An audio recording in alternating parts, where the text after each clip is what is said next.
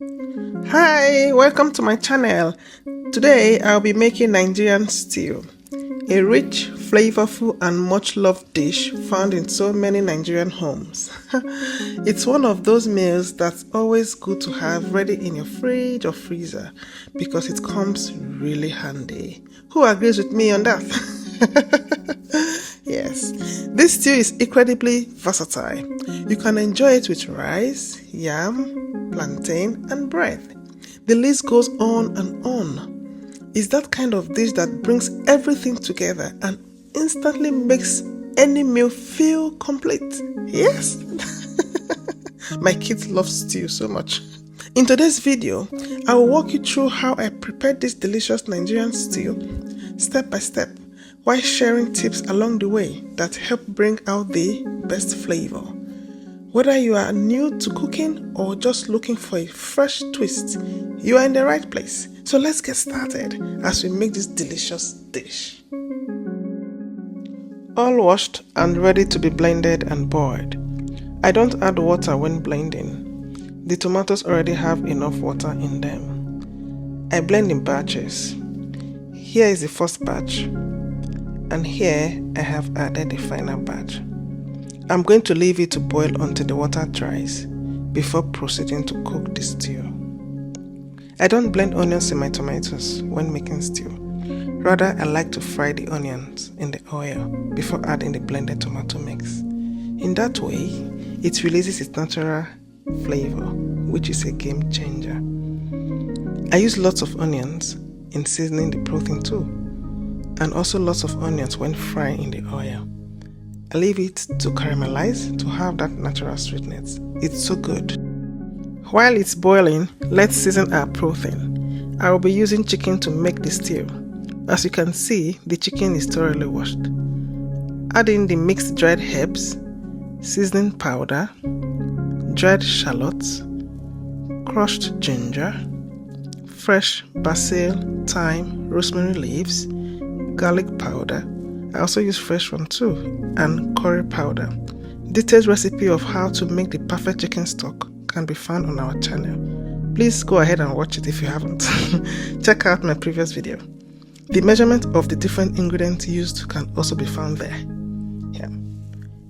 I almost forgot a key ingredient which is very important for seasoning chicken. Guess what? Onions. Of course, add in the onions. Yeah. At this point, you want to mix very well. Mix well, and here is how it looks after mixing. Cover and let it steam for about 15 to 20 minutes for it to release its own juice before adding water. About 20 minutes gone, and this is it. No water added yet, just the water from the chicken. Can you believe that? You see? At this point, I will be adding water. Add water until slightly above the chicken. Be mindful though of the water you're going to add, because I am using the quantity of the stock to prepare the stew. Stir very well, cover, and let it continue to cook for a few more minutes. The pepper has been boiling, and as you can see, it has started to dry out. We are going to leave it for a few more minutes, then it will be ready. A few minutes later, ta-da! It's now ready. Set aside, and let's go check up on our chicken. The chicken is ready. You want to be mindful of how it cooks. This is not super soft, but very okay. Remember, it will be added to the stew. But if you prefer very soft chicken, please go ahead and do what you like. For me, I don't like my chicken too soft. I just like it okay, not too hard and not too soft. Just somewhere in between. We are still going to add it to the stew, which can become softer with time. So be mindful of how you cook your chicken. At this point, I am going to air fry. You can choose to air fry, grill, or fry. I do any of the methods, depending on what I am using the chicken for. Sometimes when I feel like snacking on the chicken or eating the chicken without sauce or stew, I prefer to fry. For me, I love fried chicken. Other times, I also fry when making stew. But for this stew, I'm going to air fry. Ready to be air fried?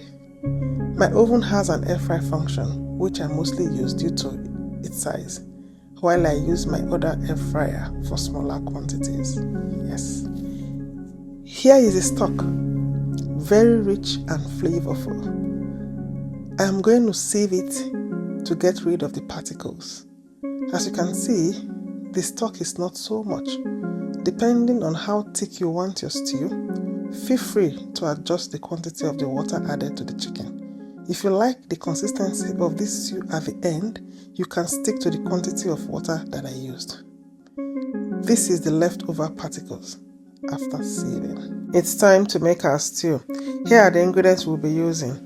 We have the boiled tomato base, chicken stock, seasoning powder, curry powder, garlic powder, tomato puree, vegetable oil, and diced onions. All the ingredients will be listed in the description below with the accurate measurements used. In a pot, add in the vegetable oil until hot. When it's hot, add in the onions, the diced onions, and let it caramelize for about 15 to 20 minutes, as this helps to release its flavor into the oil, as mentioned earlier. This is about 20 minutes gone, and it is ready for the next step. If you are in this kitchen right now, the aroma it's out of this world. Yes. Now we are going to add in the tomato puree. Stir and leave it for about 3 to 5 minutes to get rid of any sour taste. Depending on the type of tomato puree you are using, you may want to leave it a bit longer. Add in the seasoning powder, curry powder, and garlic powder. Stir and leave it for about 5 minutes before we add in our tomato base. Yes. Afterwards, add in the tomato base and stir. Cover halfway if you choose to at this point, or you can leave it open depending on what you want. For me, sometimes I cover half. I cover halfway most times if I don't want it to splash on my cooker, but other times I can leave it open as well. Yes. After a few more minutes, add in the stock and check the consistency. For me, this is fine, but feel free to add more water if you feel it's too thick. Let's check on the chicken. As you can see, it's almost ready. I love to multitask while cooking. In that way, I save a lot of time. Yes. The chicken is ready and taken out of the oven. So set aside and let's go check on our tomato mixture. The stew is boiling up. As you can see, the oil is starting to settle on top. This shows that it's almost ready. I'm going to leave it for another 5 minutes before adding the chicken. At this point, you want to taste for everything. Add more salt or seasoning cubes if need be. For me, mine is good.